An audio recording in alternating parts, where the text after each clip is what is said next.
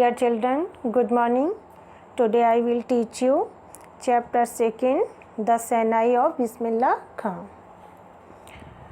Do you know these people? What instrument do they play? क्या तुम इन व्यक्तियों को जानते हो? बच्चों, आपके पेज में पिक्चर आ रही होंगी, ठीक है। उनके लिए ये कहा जा रहा है, क्या तुम इन व्यक्तियों को जानते हो? वे कौन हैं जो ये वाद्य यंत्र, जो इंस्ट्रूमेंट ऑफ म्यूज़िक है ना, बजा रहे हैं।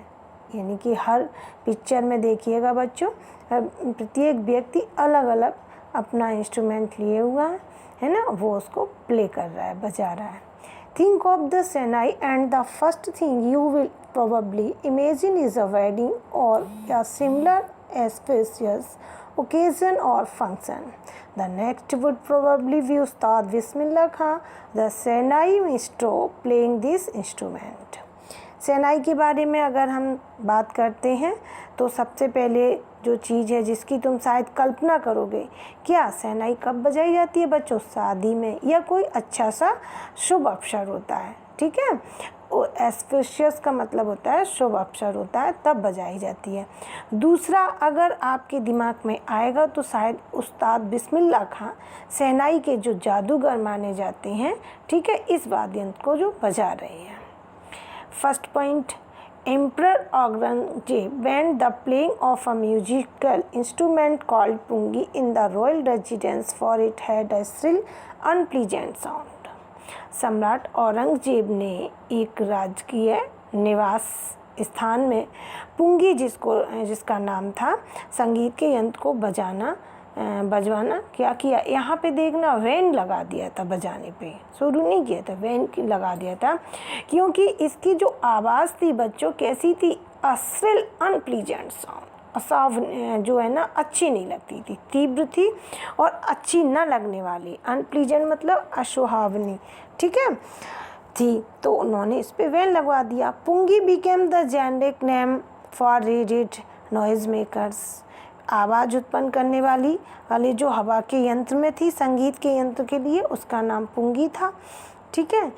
फ्यू हैड थॉट, लेकिन कुछ लोग ये मानते थे, सोचते थे कि दैट कि it would one day be revived, ये ज़रूर दोबारा से, जैसे कि कोई गाना होता है ना, उसका वर्जन अच्छा नहीं होता तो उसको रिमिक्स कर देते हैं या कुछ और सुधार कर देते हैं, है ना। तो इसी तरीके से जो लोग थे, कुछ लोग थे, उनका विचार ये था कि पुंगी जो है ना, उसकी आवाज़ बहुत तीव्र और अच्छी नहीं लगने वाली, लेकिन इसमें कभी ना कभी कोई सुधार होकर के ये दोबारा से फिर से आएगी, तो it would one day be revived मतलब सुधार करके दोबारा से आएगी।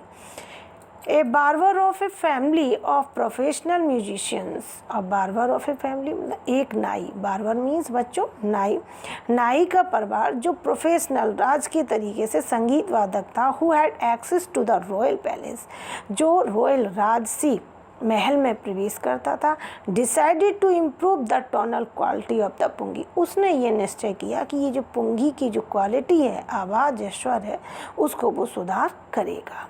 ही choose a pipe with a natural hollow, उसने एक पाइप लिया जिसमें स्वाभाविक रूप से पहले से ही छिद्र थे। हॉलो में छेद। स्टेम मतलब उसकी जो क्या थी बेटा? स्टेम जैसे पेड़ में होती है ना, जड़ होती है ना, रूट, फिर स्टेम होती है, तो वो लकड़ी सी थी उसमें। दैट वाज लॉन्गर, जो बड़ी थी, एंड ब्रॉडर, और चौड़ी भी थी, देन द पुंगी की अपेक्षा। And made 7 holes on the body, और उसने उसकी बॉडी पर 7 छेद किए ऑफ द पाइप में। When he played on it, और जब उसने इसको बजाया, closing and opening some of these holes, सबको पता होगा किस तरीके से क्लोज करते हैं फिर खोलते हैं होल्स में उंगली को चला के, तो soft and melodious sound were produced, इसमें बहुत ही सुंदर और बहुत ही अच्छी मन भाने वाली आवाज़ उत्पन्न हुई। प्रोड्यूस मतलब उत्पन्न हुई। He played the instrument before royal, बच्चों, some of these hole soft and melodious sound were, तो उससे इस तरीके की आवाज़ आने लगी। He played the instrument before royalty and everyone was impressed, उसने उस इंस्ट्रूमेंट को, वो राजसी जो महल में जाता था, उसने उस एवरीवन प्रत्येक व्यक्ति के सामने उसको प्ले किया, बजाया, प्लेड किया, बजाया, तो सभी लोग उससे क्या हुए, इम्प्रेस्ड हुए, प्रभावित हुए।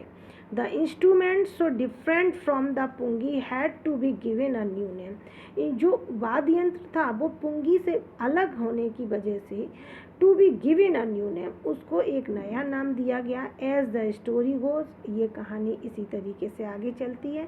Since it was first played in the shah's chambers and was played by nai barber, the instrument was name the शहनाई।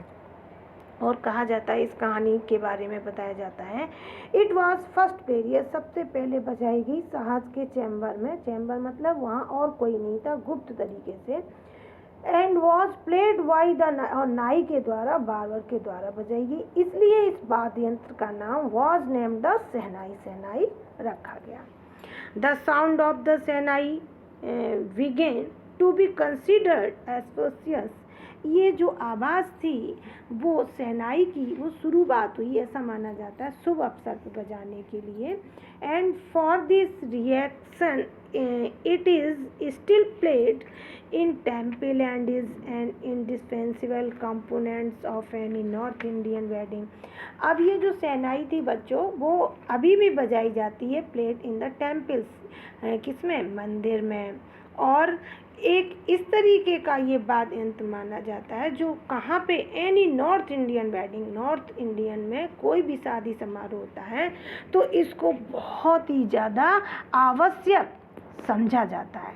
ठीक है बच्चों, इस शहनाई को बजाना बहुत ही आवश्यक माना जाता है। इन द पास्ट में, भूतकाल में, shehnai was a part of the naubat और traditional ensembles of 9 instruments found at royal courts। यहाँ देखिएगा बताया गया पुराने समय में, पास्ट का मतलब यहाँ भूतकाल से ले लो या पुराने समय में, ठीक है। इसमें क्या, शहनाई को नौबात का एक हिस्सा समझा जाता था, अथवा ऐसा भी होता था कि राजसभाओं पर पारंपरिक वर्गों के 9 यंत्र पाए जाते थे। अब ये क्या हुआ, The credit for bringing this instrument onto the classical stage goes to उस्ताद बिस्मिल्लाह खां। और यह केवल मंदिरों विवाहों में ही नहीं प्रयोग हो रहा था, इस यंत्र को एक उच्च कोटि की स्थिति तक लाने का श्रेय बच्चों किसको दिया गया, उस्ताद बिस्मिल्लाह खां को।